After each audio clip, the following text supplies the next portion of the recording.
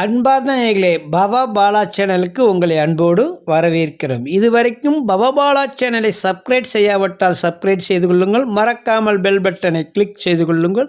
அப்போது நாங்கள் போடக்கூடிய வீடியோ உடனுக்குடனே உங்களிடம் வந்து சேரும். சரி, வாருங்கள் வீடியோக்குள் செல்வோம். அஷ்டமி திதி நீங்கள் என்றால் இந்த பதிவு உங்களுக்குத்தான். இந்த பதிவினை முழுமையாக பாருங்கள், அப்போதுதான் முழு பலனும் உங்களுக்கு வந்து சேரும். சரி, வாருங்கள் பதிவுக்குள் செல்வோம். அஷ்டமி திதி இது திதிகளில் 8வது திதியாக வரக்கூடியது. அதாவது பௌர்ணமியிலிருந்து 8வது திதியாக வருவது அஷ்டமி திதி. அமாவாசையிலிருந்து 8ஆம் திதியாக வரக்கூடியது அஷ்டமி திதி.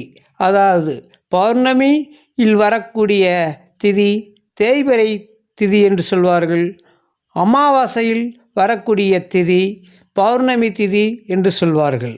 அதாவது அமாவாசை கழித்து வரக்கூடிய 8ஆம் நாள் வரக்கூடிய திதி அஷ்டமி திதி. பௌர்ணமி அதாவது வளர்பிறை திதி.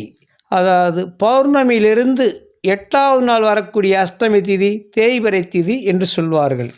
சரி, வாருங்கள். இந்த அஷ்டமி திதியில் மகாருத்ரன் என்று சொல்லக்கூடிய காலபைரவர் பிறந்த, அதாவது இந்த பூமிக்கு வந்த திதியாக இது கருதப்படுகிறது, சொல்லப்படுகிறது புராணங்கள்.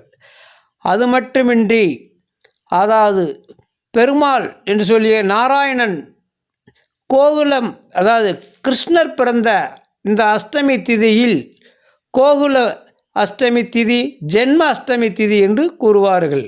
இந்த அஷ்டமி திதியில், அதாவது இந்த அஷ்டமி திதியில் பிறந்தவர்கள் உடைய என்ன நல்ல குணநலங்கள் என்று பார்ப்போம்.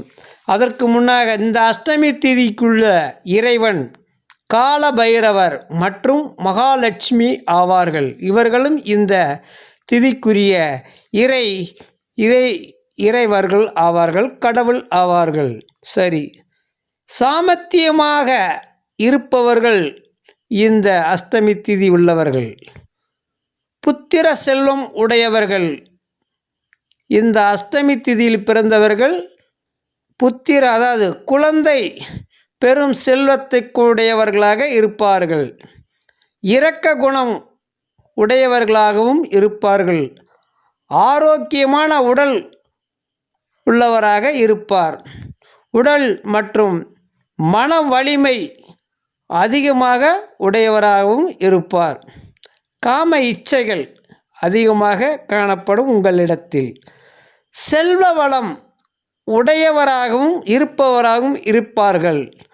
அஷ்டமி திதியில் ஆயுதம் எடுத்தல் மற்றும் எதிரிகள் மீது வழக்கு தொடுதல் மற்றும் அரணை அமைக்க நல்ல ஒரு நாள் அஷ்டமி திதி. போர் மற்றும் தற்காப்பு கலைகளை கற்றுக்கொள்வதற்கு அஷ்டமி திதி உகந்த திதி. தெய்வ காரியங்களுக்கு தீட்சை பெறுவதற்கு இந்த அஷ்டமி திதி உகந்த திதி. மந்திரம் கற்பதும் ஹோமங்கள் செய்வதற்கு இந்த அஷ்டமி திதி சிறப்பான திதியாக கூறப்படுகிறது வரலாறு. செய்யக்கூடாதது இந்த அஷ்டமி திதியில் திருமணம், குடும்ப விழா, கிரகப்பிரவேசம் செய்யக்கூடாது. வியாழனன்று வரும் அஷ்டமி திதியில் நல்ல காரியங்கள் செய்தலை தவிர்க்க வேண்டும் இந்த அஷ்டமி திதியில் பிறந்தவர்கள். இந்த அஷ்டமி திதிக்கான சூனிய ராசிகள் மிதுன ராசியும் கன்னி ராசியும் வருகிறது.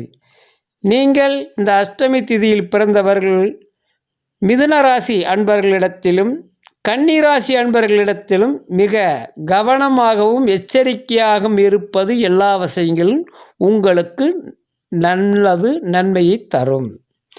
தேவையில்லாமல் அவர்களுக்கு எதையும் கொடுத்தோ அல்லது வாக்கு கொடுத்தோ மற்றவர்கள் ஏதாவது உதவி செய்தோ மாட்டிக்கொள்ளாமல் இருப்பது உங்களுக்கு மிக மிக நல்லது. இந்த அஷ்டமி திதிக்குள்ள முன்னெச்சரிக்கை. சூனிய ராசிகள் உள்ள ராசிகள் மிதுன ராசியும் கன்னி ராசியும் வருகிறது. அஷ்டமி திதியில் தேய்பிறை வரக்கூடிய அஷ்டமி திதியில் கால பைரவர் இந்த பூமிக்கு வந்த நாளாக கருதப்படுகிறது.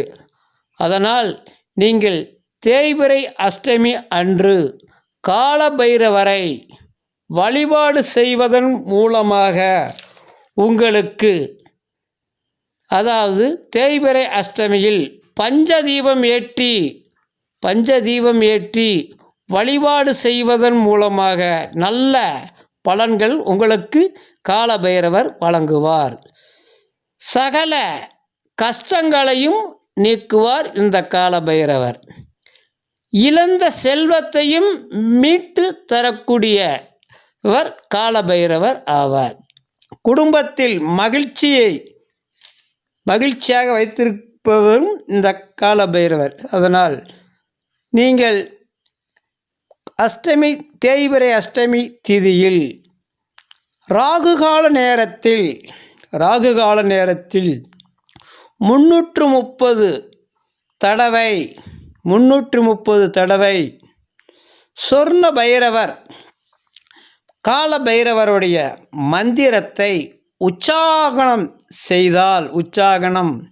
தியாபம் செய்தால் சனியினால் வரக்கூடிய 7.5 சனி, கண்டச்சனி, பாதச்சனி இதெல்லாம் விரைவில் உங்களுக்கு குறைந்து சனியுடைய ஆதிக்கம் குறைந்து உங்களுக்கு நல்ல பலனாக வரக்கூடியது இந்த பூஜை வழிமுறை.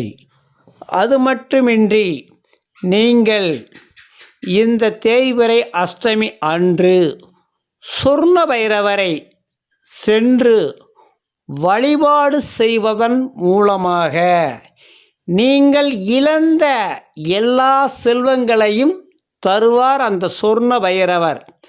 இந்த அஷ்டமி திதியில் பிறந்த நீங்கள் சொர்ண பைரவரை தேய்பிறை அஷ்டமி அன்று வழிபாடு செய்து பூஜைகள் செய்து வந்தீர்களானால் உங்களுக்கு உங்கள் வாழ்வில் நீங்கள் இழந்த செல்வத்தை மீண்டும் தருவார் அந்த சொர்ண பைரவர். மகாலட்சுமி இந்த சொர்ண பைரவரை வணங்கி இந்த தேய்பிறை அஷ்டமி அன்று மகாலட்சுமி சொர்ண பைரவரை வணங்கி எல்லா செல்வங்களை வாங்கி நமக்கு கொடுப்பதாக வரலாறுகள் கூறுகின்றது. இதுதான் உண்மை. இதுபோல் மகாலட்சுமிக்கு அளிக்கக்கூடிய அந்த செல்வங்களை இந்த சொர்ண பைரவர் தருவதைப் போல நம்மளை இழந்த செல்வங்கள் எந்த செல்வமாக இருந்தாலும் சரி, நீங்கள் இந்த தேய்பிறை அஷ்டமி அன்று சொர்ண பைரவரை சென்று பிரார்த்தனை செய்து வழிபாடு செய்து 108 முறை சொர்ண பைரவருடைய மந்திரத்தை உச்சாரணம் செய்து வழிபாடு செய்து உங்களுடைய பிரார்த்தனைகள் செய்து வந்தீர்களானால் நீங்கள் இழந்த செல்வங்களை எல்லாம் பெற்று மகிழ்ச்சியுடனும் இருக்க அந்த சொர்ண பைரவர் உங்களுக்கு அருள் செய்வார். கால பைரவரை வழிபாடு செய்வதன் மூலமாக உங்களுக்கு வரக்கூடிய எதிரிகள், வழக்குகள் மற்றும் உங்களை எதிர்ப்பவர்கள் எல்லாரையும் காத்தருள்வார். நன்றி.